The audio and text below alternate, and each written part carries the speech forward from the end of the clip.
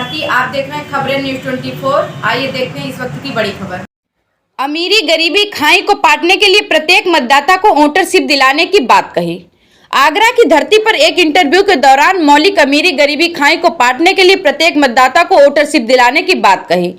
अधिकार पार्टी के राष्ट्रीय मुख्य संगठन सचिव कुलदीप सिंह जी ने अमीरी गरीबी खाई को पाटने के लिए प्रत्येक मतदाता को वोटरशिप दिलाने की बात कही। कुलदीप सिंह ने कहा कि विश्व के प्रथम अर्थशास्त्री तथागत गौतम बुद्ध ने भी भूख को रोग की संज्ञा दी थी और यथागत गौतम बुद्ध ने प्राकृतिक संपदा में प्रत्येक नागरिक की भागीदारी की बात कही थी। और आगे कुलदीप सिंह ने कहा कि आर्टिकल 39 ख को पढ़ना चाहिए, जिसमें स्पष्ट रूप से प्राकृतिक संपदा में जल, जंगल और जमीन में बंटवारे की बात कही है और 39 ग वित्त का समान वितरण की बात कहता है। सुनिए कुलदीप सिंह के बयान में। आगरा से ब्यूरो रिपोर्ट।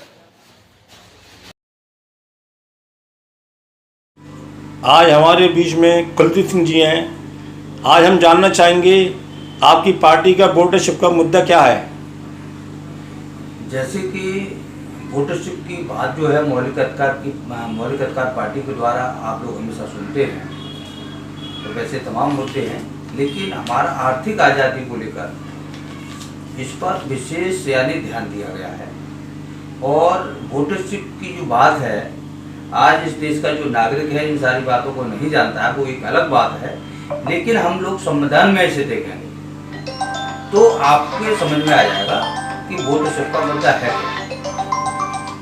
और वोटरशिप की जो बात जो है, बाबा साहब ने आर्टिकल 39 खा और गा में स्पष्ट यानी उसमें लिखा है, क्योंकि 39 खा को हम आप देखेंगे तो 39 खा ये कहता है कि जो जल और जंगल और जमीन, इसमें प्रत्येक नागरिक की हिस्सेदारी है।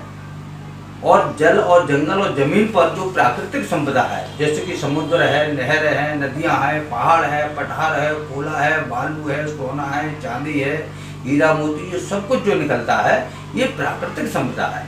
क्योंकि भारत भूमि को जो है माँ का दर्जा दिया गया है, और जब इस माँ के ही हम सब बेटे हैं तो इस भूमि में जो प्राकृतिक संपदा है इसमें हिस्सेदारी जो है प्रत्येक नागरिक की है। तो इसमें 39 खा जो है स्पष्ट ये कहता है जल, जंगल और जमीन में हिस्सेदारी की बात करता है। इससे जो आय है तो 39 गा जो है स्पष्ट कहता है कि वित्त का समान वितरण। क्योंकि अब वित्त का समान वितरण की बात जो है तो उसमें मंशा ये है कि संसाधन देश के हर नागरिक के पास होना चाहिए, क्योंकि संविधान की प्रस्तावना में भी जो है आर्थिक न्याय की बात की गई है। और आज हम आप देख रहे हैं कि अमीर अमीर होता जा रहा है, जो सरकारी की जो नीतियां हैं उससे क्या हो रहा है कि अमीर अमीर होता जा रहा है और गरीब और गरीब होता जा रहा है। आज अमीरी गरीबी की खाई इतनी गहरी हो गई है जिससे पाटना मुश्किल है। तो मौलिक अधिकार पार्टी का मानना है कि वोटरशिप को लागू करके जो इसमें हिस्सेदारी बनती है, हम जो आर्थिक गैर बराबरी की जो खाई है इसको पाटने का काम करेंगे। और ये कोई नई बात नहीं है, क्योंकि इसमें जब बाबा साहब ने इसको जो लिखा है तो इसमें तथागत गौतम बुद्ध विश्व के प्रथम अर्थशास्त्री, जिन्होंने 2500 वर्ष पहले ही कह दिया था कि प्रति धन इत धन सम धन उत्पादन, अर्थात प्राकृतिक संपदाओं पर सबका समान अधिकार। क्योंकि उन्होंने भूख को जो है रोग की संज्ञा दी थी, और इस वोटरशिप को इसमें हिस्सेदारी कर दी जाए तो एक भी आदमी भूख से नहीं मर सकता।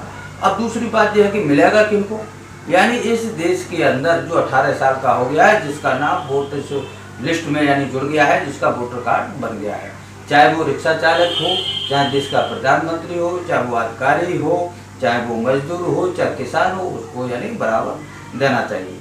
अब इसका जो है लगभग बनता कितना है, क्या है, तो हम आप देखेंगे 2020 के आसपास, कोरोना काल से पहले जो है इसकी जो जीडीपी में है उसके हिसाब से 11,535 था। आज लगभग 10 साढ़े 10 हज़ार के आसपास है।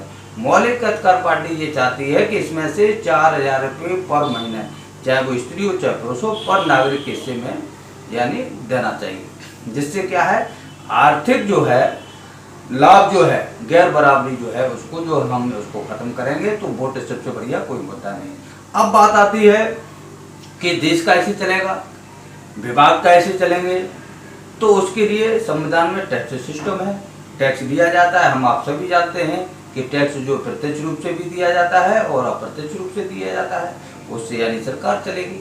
लेकिन ये जो हिस्सेदारी है, जो संवैधानिक हिस्सेदारी लोगों की है, इसकी जानकारी अभी तक यानी इस देश के नागरिकों के पास नहीं है और आज तक किसी भी दल ने इस आर्टिकल पर कभी कोई चर्चा नहीं की। मौलिक अधिकार पार्टी प्रत्येक नागरिक को जगाकर उनके हक और जो हिस्सेदारी है उसे बताने का काम कर रही है और मौलिक अधिकार पार्टी बड़ी मजबूती से आर्थिक आज़ादी के लिए देश के नागरिकों की ये लड़ाई, ये भागीदारी के लिए हर संभव प्रयास करेंगे।